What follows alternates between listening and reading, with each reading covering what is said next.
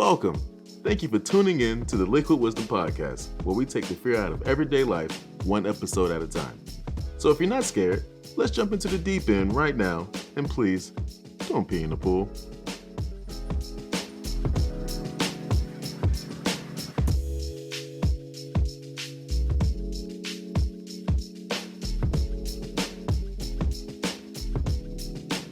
How's it going? Welcome back. Liquid Wisdom Podcast, Episode 3. Thank you, everyone, for the outpouring support, continued outpouring support. Thank you for everyone that has been encouraging me. I know I said this before, but I just feel like I wouldn't be myself if I didn't take the time to thank the people who helped me get to this point. You know, all of you, no matter what small sum you may think, are vital to this podcast. And I do it for all of you. And that's what matters to me. Helping to spread positivity and arming you with knowledge. So thank you so very much. You know, this particular episode was going to go in a different trajectory. I was going to talk about something a little bit different. However, since you last visited, I've been noticing a lot of bad things out there and how it's been affecting others that I have come to know, friends, and family. I'm talking about toxicity. It's everywhere. And my goodness, there are so many positive people out there, but it seems like toxicity is just rearing its ugly head. So we're going to take a deep dive into toxicity today. And you know what? Next week, that's right, next week, I'm going to go into a little bit more about narcissism and how that plays into toxicity. But I'm sorry, what am I doing? Take a seat. You know, let's go ahead and do this thing. So we're going to talk about taking the fear out of letting go of a toxic situation. Okay. Now, many of us face toxic people at various points in our lives. Everyone has. Whether it be a friend, a partner, family member, or coworker. It can be tough to recognize their behavior as toxic. Sometimes even tougher to get out of that situation. This episode will help you recognize toxic behavior, maintain your mental health and positivity, very important, and find ways to remove yourself from that toxic influence and keep from repeating the cycle. So I'm sure you're asking me, so Liquid, what do we mean by toxic behavior? Well, I mean, this can be the boss that always intimidates or threatens you. This can be the parent that demands unyielding loyalty. You know, you've met some like that, I'm sure. The friend that manipulates you, or the romantic partner that controls your behavior. Signs of an unhealthy relationship can include, like the relationship is one-sided, right? You feel as if you're putting in more than you're receiving. You may spend most of your time people-pleasing with no thought to your own wants and needs, okay? The other person expects you to read their mind. You're a psychic. You should know how I'm feeling, right? You're always walking on eggshells trying to anticipate their needs. That's not cool. Or you feel depressed, angry, anxious, or drained every time you're around this person. I know a lot of you have been there, myself included. You know, you always feel negativity, criticism, or disrespect from the other person. They undermine you. They never take responsibility for their own faults or actions.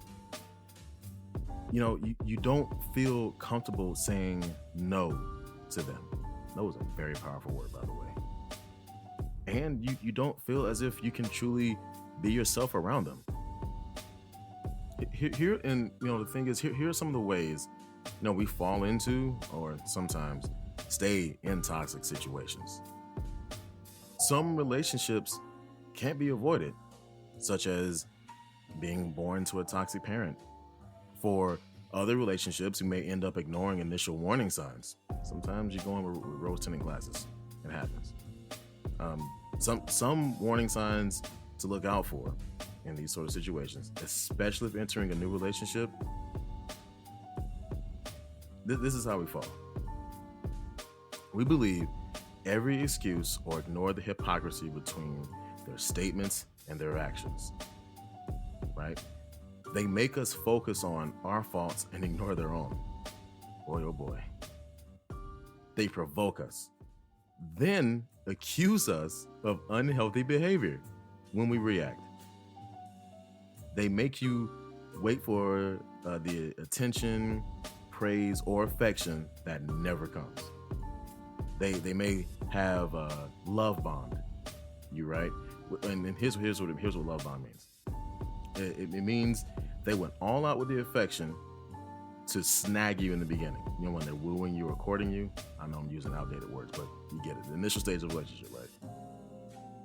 And then abandon you when you're all in. You know, this behavior can become a Sour Patch Kid cycle. You've seen the commercials before. First it's sour, then they sweet. and then you stay, you know, waiting for the sour to end and the sweet to return. You know, some can ask the question, no, why do we stay in these situations? Well, for starters, they hang promises over your head, never to deliver. And this could be things like marriage, fidelity, kids, etc.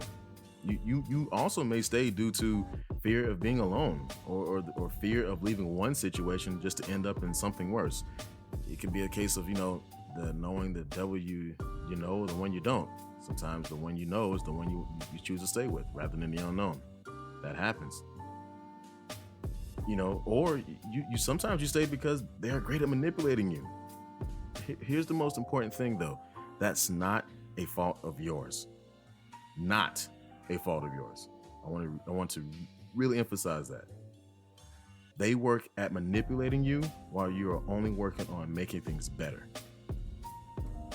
You know, time invested can also be a factor. You know, you don't want to feel like all the time you spent with that person is time wasted.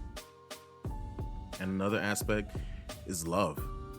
There may still be some positive feelings, you know, toward that person that can be hard to let go.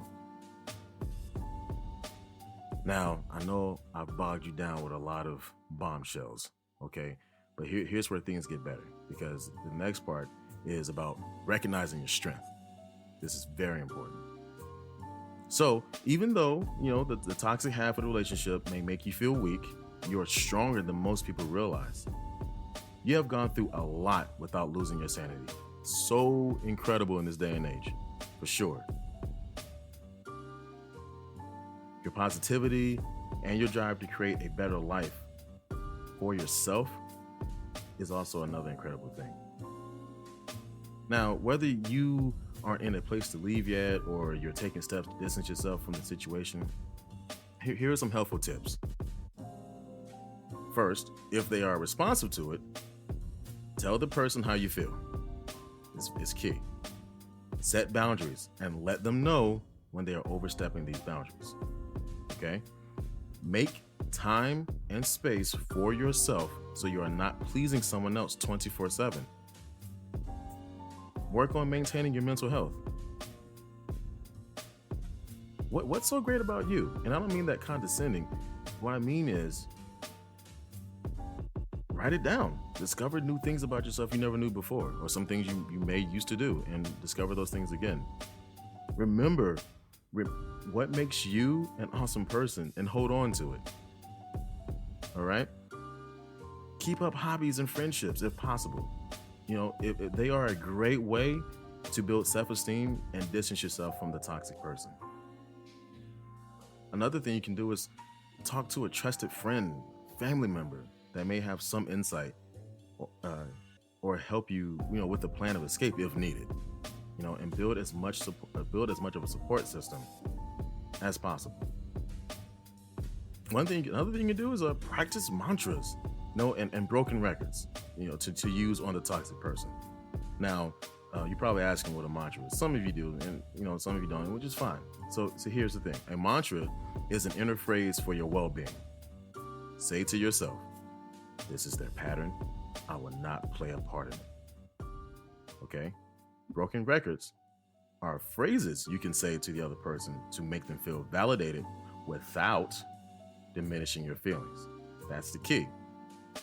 You can say something like, I understand you feel this way because of XYZ, but let's stay focused on the issue at hand. Sometimes a simple one-word answer would do the trick. Now, be aware it might get the other person angry in this process, but they really can't do anything because you are validating their argument. All right, let me give you an example. Okay. Hey, did you clean the dishes today? You know, I get tired of seeing dirty dishes in the sink after a long day. Yes. You should have more respect for me and keep things clean more often. Do you even care about how things look in this house? Yes. Are you even listening to me? Yes. And so on. Keep answers short to avoid being drawn into the argument. And sorry for the mean voice. I was just trying to show you both aspects of it. All right. Now, after realizing all these things, you're probably going to ask, how do you get out of the toxic situation? Now, if the toxic situation is in the workplace, you can start by telling the person involved about how their behavior affects you. If that doesn't work, move up the chain to a supervisor or manager. Don't explain how that person's behavior makes you feel. Explain how their behavior affects your productivity. Giving examples helps. Sometimes management cares more about the bottom line than your feelings. That's an unfortunate but very much real reality.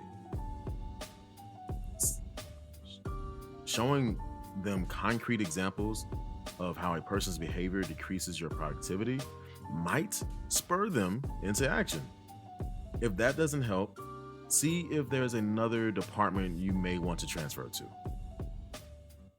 If you need a new workplace entirely, there are several ways to seek new employment. One way is to network with coworkers, friends, family, etc. You can use temp agencies or search engines such as Glassdoor, Indeed, or LinkedIn. Often you can go directly to company websites and search their job listings page, to find opportunities not posted on nationwide job boards. That's very important. If the toxic person is a loved one, find a friend or someone you trust to talk and or create a plan if needed. Realize that it's not your job to save anyone. It's not. Okay, we all have things we deal with in this world. It's not your job to save anyone. I just want to reemphasize that again. Know that once you try to remove yourself from that person's presence, they may resist. They may even increase their tactics. Remind yourself that you are demonstrating that their tactics no longer work on you. Don't be pulled into a crisis and don't engage in every fight. This is what they're looking for. Negativity. Don't be too nice. Toxic people rely on your kindness. Your kindness is a blessing. Don't let them take advantage of it. Make a plan and stick to it, especially if the person is dangerous. Save money to move out. Record their abusive behavior, or even get a restraining order. And this leads into the most important aspects of this entire process. And honestly, that is how to heal and end the cycle, because you don't want to repeat it. You can start by continuing to put into practice the helpful tips mentioned earlier. Make time for yourself, your hobbies, for friends, because it's a good starting point. Throw yourself into possibilities of now, which help you not to focus as much on the pain of the past. Seek out counseling if necessary. Forgive the toxic person for their imperfections. Then forgive yourself. Because you have to remember, forgiveness is more for your health than theirs. There's going to be things you wished were different. Things you wish went differently, But the best part of moving on is leaving the what ifs behind you. Practice positivity. PositivePsychology.com and EnlightenmentPortal.com are two sites that have great tips for positivity. I use it all the time. Realize you deserve your best life. We each only get one. You get so many chances to live life, but you only get one life to live. Isn't that incredible? And you deserve to make the most out of yours. Now, I thank you so much for being with me on this part 1 of this 2-part toxicity conversation we're going to have. Now, given how nuanced this next subject goes, I'm going to have you come back and see me next week. So don't be late. I'm going to be here, and I hope you are too. We're going to talk about narcissism and how that plays into toxicity. Just as a reminder, just in case you forgot. So come back here and we'll continue this conversation, and we'll go into a more of a part 2. I thank you so much for coming back to visit me for episode 3. You all are amazing, incredible people, and your gift is only a couple of decisions away from being discovered. Take care. I'll see you next week.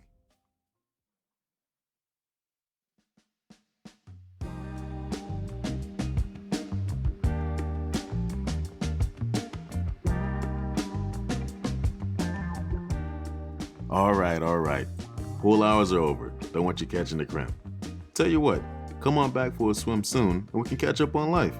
In the meantime, check me out on Twitter at FormlessLiquid. You can also find this podcast on Buzzsprout and SoundCloud. Just type in Liquid Wisdom Podcast and boom, you're there. Catch you later.